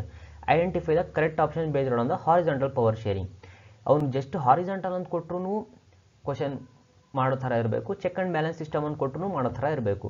So horizontal ಸಿಸ್ಟಮಲ್ಲಿ following 4 ಆಪ್ಷನ್ಸಲ್ಲಿ ಯಾವುದು ಕರೆಕ್ಟು ಅಂತ ಕೇಳಿದ್ದಾರೆ. Central government, state government and local bodies. ಇದ್ಯಾವುದು? Central, state, local. ಇದೇನಾಗುತ್ತೆ? Vertical form of power sharing, federal system ಆಗುತ್ತೆ. So that is not. Legislature, executive, judiciary. Legislator, executive, judiciary ಪಕ್ಕ horizontal. ಇದು ಬಂದು actual check and balances system. So this is the right answer. Legislative, executive, judiciary. ಇದ್ರ ಜೊತೆಗೆ ನಾವೇನು ಮಾಡ್ತೀವಿ? Answer ನೋಡಿದ ತಕ್ಷಣ ಮಿಕ್ಕಿದ 2 ಆಪ್ಷನ್ಸ್ ನೋಡೋದಕ್ಕೆ ಹೋಗಲ್ಲ. ಬಟ್ ಸಮ್ಟೈಮ್ಸ್ ಏನಾಗುತ್ತೆ ಅಂದರೆ ಈ ಆನ್ಸರ್ಸ್ ಆಪ್ಷನ್ಸಲ್ಲಿ ಏನಿರುತ್ತೆ ಅವಳಿ ಜವಳಿ ಥರ ಇರುತ್ತೆ. ಫಸ್ಟು ಸೆಕೆಂಡ್ ಇದು ಥರ್ಡ್ ಒಂದು ಬೇರೆ ಕೊಟ್ಟಿರ್ತಾನೆ. ಬಟ್ ನಮ್ಮ ಮೈಂಡು ಆನ್ಸರ್ ಸೇಮ್ ಅಂತ ಓದ್ಕೊಬಿಡುತ್ತೆ. ಅದಕ್ಕೆ ನಾವು ಡೀಟೇಲಾಗಿ 3 ಆಪ್ಷನ್ ನೋಡಿ, ಅಂದರೆ ಲಿಮಿಟೆಡ್ ಟೈಮಲ್ಲಿ ಬೇಗ ನೋಡ್ಬಿಡಿ ಅಷ್ಟೇ. ಅಮಾಂಗ್ ಡಿಫ್ರೆಂಟ್ ಸೋಷಿಯಲ್ ಗ್ರೂಪ್ಸ್ ಆಗ್ತಿದೆ ಅಂದರೆ ಅದು ಕಮ್ಯುನಿಟಿ ಗೌರ್ಮೆಂಟ್ ಫಾರ್ ಎಕ್ಸಾಂಪಲ್, ಅಲ್ಲಿ ಕಮ್ಯುನಲ್ ರಿಸರ್ವೇಷನ್ಸ್ ಇರುತ್ತೆ. ಅಮಾಂಗ್ ಡಿಫ್ರೆಂಟ್ ಪ್ರೆಷರ್ ಗ್ರೂಪ್ಸ್ ಇದು ಕೂಡ ಆಗಲ್ಲ, ಯಾಕಂದರೆ ಇದು ಕೂಡ ಹಾರಿಜಾಂಟಲ್ ಅಲ್ಲ. ಸೊ ರೈಟ್ ಆನ್ಸರ್ ಬಂದು ಲೆಜಿಸ್ಲೇಚರ್, ಎಕ್ಸಿಕ್ಯೂಟಿವ್ ಆ್ಯಂಡ್ ಜುಡಿಷರಿ.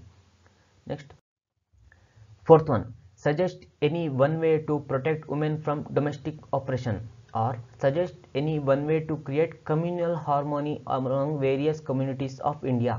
ಅಂದರೆ ಇದು ಅಪ್ಲಿಕೇಶನ್ಸ್ ಕ್ವಶನ್ಸ್ ಕೇಳಿದಾರೆ.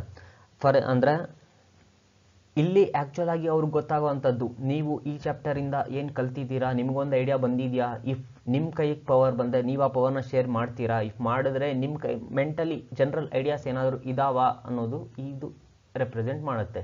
2 ಕ್ವಶನ್ಸ್ ಕೊಟ್ಟಿದ್ದಾರೆ, 2ರಲ್ಲಿ ನೀವು ಯಾವುದಾದ್ರೂ ಒಂದು ಬರಿಬೋದು.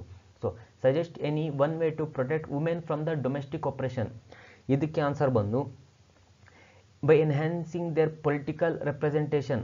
ಅಂದರೆ ಅವರು ಕೂಡ ಪಾಲಿಟಿಕ್ಸಲ್ಲಿ ಇನ್ಕ್ಲೂಡ್ ಆಗಿ ಅವ್ರ ರೆಪ್ರೆಸೆಂಟೇಷನ್ನ ಇನ್ಕ್ರೀಸ್ ಮಾಡ್ಕೊಳ್ಳೋದಕ್ಕೆ, ಅವರು ಡೆವಲಪ್ ಮಾಡ್ಕೊಳ್ಳೋದಕ್ಕೆ ಅವರಿಗೆ ಒಂದು ಆಪರ್ಚುನಿಟಿನ ಕೊಡಬೇಕು. By empowering them through education. ಅಂದರೆ ಬೇಟಿ ಬಚಾವ್ ಬೇಟಿ ಪಢಾವ್ ಅಂದರೆ ಎಜುಕೇಷನ್ ಕೊಡಿ. ಯಾಕಂದರೆ ಸ್ಟಾರ್ಟಿಂಗಲ್ಲಿ ಅಂದರೆ ಇವಾಗ ಇಲ್ಲ ಬಿಡಿ, ಇವಾಗ ಇಂಡಿಯಾದಲ್ಲಿ ಹೆಣ್ಮಕ್ಳೆಲ್ಲ ತುಂಬ ಸ್ಪೀಡ್ ಆಗಿಬಿಟ್ಟಿದ್ರೆ ಅವ್ರಿಗೂ ಎಂಪವರ್ ಸಿಗ್ತಿದೆ, ಗೌರ್ಮೆಂಟ್ ಚೆನ್ನಾಗಿ ವರ್ಕ್ ಮಾಡ್ತಿದೆ. ಓಕೆ, ಮೊದಲು ಈ ಥರ ಇರಲಿಲ್ಲ ಅಲ್ವಾ. ಅಂದರೆ ಹೆಣ್ಮಕ್ಳಿಗೆ ಯಾಕೆ ಕಾಲೇಜ್ ಕಳಿಸೋದು, ಸ್ಕೂಲ್ ಕಳಿಸೋದು, ಓದಿಸೋದು ಅದು ಥಿಂಕ್ ಮಾಡ್ತಿದ್ರು. ಇವಾಗ ಆ ಥರ ಇಲ್ಲ. So that is also a point. By empowering them through education ಕೊಟ್ಟು, ಅವ್ರಿಗೆ ತಿಳುವಳಿಕೆ ಕೊಟ್ಟು ಅವ್ರನ್ನ ಎಂಪವರ್ ಮಾಡಿ, ಅವಾಗ ಆಟೋಮೆಟಿಕ್ ಅವರೇ ಬೆಳೀತಾರೆ. ಏನೇನು ಮಾಡಬೇಕು ಸೊಸೈಟಿಗೋಸ್ಕರ ಅವರು ಕೂಡ ಮಾಡ್ತಾರೆ. Next through legal rights through legal rights ಅಂದರೆ ಅವ್ರದ್ದೇ ಆದ ಹಕ್ಕುಗಳೇನಿದೆ ಅದನ್ನು ಅವ್ರು ಕೊಡೋ ಅಂಥದ್ದು, ಅದಕ್ಕೆ ಯಾವುದೇ ಅಪೋಸ್ ಮಾಡೋಂಗಿಲ್ಲ. ಸೊ ಈ ಥರ ಮಾಡೋದ್ರಿಂದ ನಾವು ವುಮೆನ್ಸ್ನ ಈ ಡೊಮೆಸ್ಟಿಕ್ ಆಪರೇಷನ್ಸಿಂದ ಇಂಪ್ರೂವ್ ಮಾಡ್ಬೋದು. ಇದು ಬರ್ದಿರೋಂಥದ್ದು ಇಲ್ಲಿ ಏನು ಇದೆ, any other relevant point, any one point ಅಂದರೆ ಯಾವುದಾದ್ರು ಒಂದು ಪಾಯಿಂಟ್ ಬರೀರಿ, ಎನಿ ರಿಲೆವೆಂಟ್ ಬರೀರಿ. ಇದನ್ನು ಬಿಟ್ಟು ನಿಮ್ಮ ಮೈಂಡಲ್ಲಿ ಏನಾದರೂ ಇದ್ದರೆ ನೀವು ನ್ಯೂಸಲ್ಲಿ ನೋಡಿ. ಇವಾಗ ನಾರ್ಮಲಿ ನ್ಯೂಸಲ್ಲಿ ನೋಡಿಬಿಟ್ಟು ನಮಗೊಂದು ಐಡಿಯಾ ಬಂದಿರುತ್ತೆ, ಗೌರ್ಮೆಂಟ್ ಈ ಥರ ಮಾಡಬೇಕಿತ್ತು ಅಂತ. ಈ ಐಡಿಯಾಸ್ ಏನಿರುತ್ತೆ, if that is valid you should write. ನಿಮ್ಮ ಆ್ಯಕ್ಚುಲಿ ಟೆಕ್ಸ್ಟ್ ಬುಕ್ಸಿಂದ ಇದು ಸಿಗುತ್ತಲ್ವ, ಇದನ್ನು ಬಿಟ್ಟು ನಮ್ಮ ಮೈಂಡಲ್ಲಿ ಏನು ಬರುತ್ತೆ, ಇವಾಗ ನಾವು ಲೀಡರ್ ಆದರೆ ನಾವು ಯಾವ ಥರ ಇದು ಮಾಡ್ತೀವಿ, ನಮ್ಮ ಪ್ಲ್ಯಾನ್ಸ್ ಏನಿರುತ್ತೆ ಇದನ್ನು ನಾವು ರೆಪ್ರೆಸೆಂಟ್ ಮಾಡೋದು ತುಂಬಾ ಚೆನ್ನಾಗಿರುತ್ತೆ, ಅಂತ ತುಂಬ ಒಳ್ಳೆಯದು ಕೂಡ. ಸೊ ಇದನ್ನು ಬೆಳೆಸ್ಕೊಳ್ಳಿ. Create your own thoughts. Okay, next ways to create communal harmony. ಈ ಕಮ್ಯುನಿಟೀಸ್ ಬಗ್ಗೆ ಹಾರ್ಮೋನಿ ಅಂದರೆ ಸಂಯಮ, ಶಾಂತಿ, ಇದನ್ನು ಮಾಡಿಡೋದಕ್ಕೆ ಒಳ್ಳೆ ರೀಸನ್ಸ್ ಬೇಕು. ಸೊ ಒಂದು ಸಜೆಷನ್ ಕೇಳ್ತಿದ್ದಾರೆ, ಯಾರಿಗೆ ಗೊತ್ತು, ನೀವು ಓನ್ ಹಾಕೊಟ್ರೆ ಈ ಸಜೆಷನ್ಸ್ನ ಅವ್ರು ಯೂಸ್ ಮಾಡ್ಕೋಬೋದು ಅಲ್ವಾ. ಟ್ರೈ ಮಾಡಿ. ಹಾಗಂತ ಎಕ್ಸಾಮಲ್ಲಿ ಡೈರೆಕ್ಟಾಗಿ ಬರೆಯೋಕ್ಕೆ ಹೋಗಬೇಡಿ. ಆಲ್ರೆಡಿ ನೀವು ಬರೆದು ಇಫ್ ನಿಮ್ಮ ಕಾಲೇಜಸಲ್ಲಿ ಸ್ಕೂಲ್ಸಲ್ಲಿ ಒಪ್ಕೊಂಡ್ರೆ ಆಮೇಲೆ ನೋಡಿ. ಓಕೆ, ಸದ್ಯಕ್ಕೆ exam point of view most relevant answer, ಬೆಂಕಿ ಹಚ್ಚೋ ಥರ ಆನ್ಸರ್ ಹೇಳಿದಲ್ಲ ಆ ಥರದ್ದು ಬರೀರಿ. Ways to create communal harmony by enhancing the feeling of national integration among people ಮಧ್ಯೆ ನ್ಯಾಷನಲ್ ಇಂಟಿಗ್ರೇಷನ್ ಫೀಲಿಂಗ್ನ ಎಬ್ಬಿಸಬೇಕು. ಅವ್ರ ಬಗ್ಗೆ, ನಮ್ಮ ರಾಷ್ಟ್ರದ ಬಗ್ಗೆ ಗೌರವ, ನಮ್ಮ ಡಿಫ್ರೆಂಟ್ ಕಮ್ಯುನಿಟೀಸ್ ಬಗ್ಗೆನೂ ರೆಸ್ಪೆಕ್ಟ್, ಅವ್ರಿಗೂ ನಮ್ಮ ರಿಲಿಜನ್ಸ್ನ ನಾವು ಕಾಪಾಡ್ಕೊಳ್ಳೋದು ಅಲ್ಲದೆ ಬೇರೆದಕ್ಕೂ ರೆಸ್ಪೆಕ್ಟ್ ಕೊಡಬೇಕು. ಈ ಥರದ ಫೀಲಿಂಗ್ಸ್ನೆಲ್ಲ ಅವ್ರಲ್ಲಿ ಹೆಚ್ಚಿಸಬೇಕು. ಆವಾಗ ಏನಾಗುತ್ತೆ, ಅನ್ಯೋನ್ಯತೆ ಹೆಚ್ಚಾಗುತ್ತೆ, ಒಗ್ಗಟ್ಟು ಹೆಚ್ಚಾಗುತ್ತೆ. ಸೊ ಇದರಿಂದ ಕಮ್ಯುನಲ್ ಹಾರ್ಮೋನಿ ಮೇಂಟೈನ್ ಆಗುತ್ತೆ. Communal prejudices and propaganda needs to be eradicated everyday life. ಅಂದರೆ ಎವ್ರಿಡೇ ಲೈಫಲ್ಲಿ ಈ ಕಮ್ಯುನಲ್ ಪ್ರಿಜುಡಿಷಸ್ ಏನಿದೆ, ಅಂದರೆ ಒಂದು ಕನ್ಫೈನ್ಮೆಂಟ್ ಏನಿದೆ, ಇದನ್ನು ಮತ್ತು ಅದರ ಪ್ರಾಪಗಂಡಾನ ಏನು ಮಾಡಬೇಕು, ಎಡಿಕ್ಟೆಡ್ ಮಾಡಬೇಕು. ಎವ್ರಿಡೇ ಲೈಫಲ್ಲಿ ನಾವು ಇಂಪ್ಲಿಮೆಂಟ್ ಮಾಡ್ಕೋಬೇಕು. Or any other point relative to yours. Best ಬಂದು ಈ ಫೀಲಿಂಗ್ ಪಾಯಿಂಟ್ ಇದೆಯಲ್ಲ, ಸಖತ್ತು. ಅದಕ್ಕೆ ತಾನೇ ನಮ್ಮ ಸ್ಕೂಲಲ್ಲಿ ಇದು ಎವ್ರಿ ಮಾರ್ನಿಂಗು ಜನಗಣಮನ ಹಾರಿಸ್ತಾರೆ, ರಾಷ್ಟ್ರಗೀತೆ ಹಾಡಿಸ್ತಾರೆ. ಯಾಕೆ ಹೇಳಿ, ಎಲ್ಲರೂ ಈಕ್ವಲ್. ಜೊತೆಗೆ ಯೂನಿಫಾರ್ಮ್ ಇರೋದೇನಕ್ಕೆ, ರೆಪ್ರೆಸೆಂಟ್ ಮಾಡೋದಕ್ಕೆ ಎಲ್ಲರೂ ಈಕ್ವಲ್ ಅಂತ. ಯೂನಿಫಾರ್ಮ್ ಹಾಕಿದ್ರೆ ಒಬ್ರಿಗೊಬ್ರು ಯಾವ ರಿಲಿಜನ್ ಯಾವುದೇನು ಅಂತ ಗೊತ್ತಾಗಲ್ಲ, ಒಬ್ರಿಗೊಬ್ರು ಡಿಫ್ರೆನ್ಸಸ್ ಇರಲ್ಲ. ಈ ಥರ ಡಿಫ್ರೆನ್ಸಸ್ನೆಲ್ಲ ಟಾಲರೇಟ್ ಮಾಡೋದಕ್ಕೆ ಅಂತಲೂ ಯೂನಿಫಾರ್ಮ್ಸ್ ಇರೋವಂಥದ್ದು. ಬಟ್ ನಾವು ಸ್ಕೂಲಲ್ಲಿ ಏನಕ್ಕೆ ಯೂನಿಫಾರ್ಮ್ ಹಾಕೊಳ್ಳೋದೇ ಕಷ್ಟ. ಆ್ಯಕ್ಚುಲಿ ಹಾಕ್ಕೊಳ್ಳೋದೇನಕ್ಕೆ, ಪಿ ಟಿ ಮಾಸ್ಟ್ರು ಹೊಡಿತಾರೆ ಅನ್ನೋದಕ್ಕೆ ಹಾಕ್ಕೊಳ್ಳೋದಕ್ಕೆ. ಸೊ ಈ ಥರದ್ದನ್ನೆಲ್ಲ ಬಿಟ್ಟು ಫೀಲಿಂಗ್ಸ್ನ ತರಿಸಬೇಕು. ನೇಷನ್ ಬಗ್ಗೆ ಫೀಲಿಂಗ್ಸ್ನ ಹೆಚ್ಚು ಮಾಡಿದ್ರೆ ಹಾರ್ಮೋನಿ ಸರಿ ಹೋಗುತ್ತೆ. ಸೊ ಇಷ್ಟಕ್ಕೆ ಈ ಚಾಪ್ಟರ್ನ ಕಥೆ ಮುಗೀತು. ಇಲ್ಲಿವರೆಗೂ ನಾವು ಏನಿದೆ ಲೆಸನ್ಸಲ್ಲಿ ಅದರ ಬಗ್ಗೆ ತಿಳ್ಕೊಂಡಿದ್ದೀವಿ. ಹೋಪ್ ಆ ಇಂಗ್ಲೀಷಲ್ಲಿರುವಂಥ ಲೆಸನ್ಸ್ನ ಕನ್ನಡದಲ್ಲಿ ನಿಮಗೆ ಎಕ್ಸ್ಪ್ಲೈನ್ ಮಾಡಿ ಚೆನ್ನಾಗಿ ಅರ್ಥ ಮಾಡ್ತೀನಿ ಅಂತ ಅನ್ಕೋತೀನಿ. ಅದಾದಮೇಲೆ ಟೆಕ್ಸ್ಟ್ ಬುಕ್ಕಲ್ಲಿರುವಂಥ ಕ್ವಶನ್ಸ್ನ ಸಾಲ್ವ್ ಮಾಡಿಸೋದಕ್ಕೆ ಪ್ರಯತ್ನ ಪಟ್ಟಿದ್ದೀನಿ. ಅದರಲ್ಲಿ ಸೇಮ್ ಆನ್ಸರ್ಸ್ ಬರೀಬೇಕು ಅಂತ ಇಲ್ಲ, ನೀವು ಕೂಡ ಓನ್ ಆನ್ಸರ್ಸ್ನ ಕ್ರಿಯೇಟ್ ಮಾಡಿ ಓನ್ ಥಾಟ್ಸ್ನ ಬರೀರಿ. ಅದಾದಮೇಲೆ ಸ್ಯಾಂಪಲ್ ಪೇಪರಿಂದ ಸಮ್ ಕ್ವಶನ್ಸ್ನ ಜಸ್ಟ್ ಫಾರ್ ಎಕ್ಸಾಂಪಲ್ ತೊಗೊಂಡಿದ್ದೀನಿ. ಮುಂದೆ ಅಂದರೆ ಕಂಪ್ಲೀಟ್ ಸಿಲೆಬಸ್ ಎಲ್ಲ ಮುಗಿಯೋಕ್ಕೆ ಬರೋವಾಗ ಆವಾಗ ಕಂಪ್ಲೀಟ್ಲಿ ಇದು ಪ್ರೀವಿಯಸ್ ಇಯರ್ ಕ್ವಶನ್ ಪೇಪರ್ಸ್ ಇರುತ್ತಾ ಅದನ್ನು ಕೂಡ ಸಾಲ್ವ್ ಮಾಡೋಣ. ಇದು ಇಲ್ಲಿಗೆ ಈ ಚಾಪ್ಟರ್ ಮುಗೀತು. ಇನ್ನು ಮುಂದೆ ಇದೇ ಚಾಪ್ಟರ್ ಇಟ್ಕೊಂಡು ನಿಮಗೆ ಪವರ್ ಅಂತ ನಾನು ತಲೆ ತಿನ್ನಲ್ಲ. ಸೊ ಮುಂದೆ ನೆಕ್ಸ್ಟ್ ಚಾಪ್ಟರ್ಗೆ ಹೋಗೋಣ, ಅದು ಬಂದು federalism. Thank you so much. Meet you.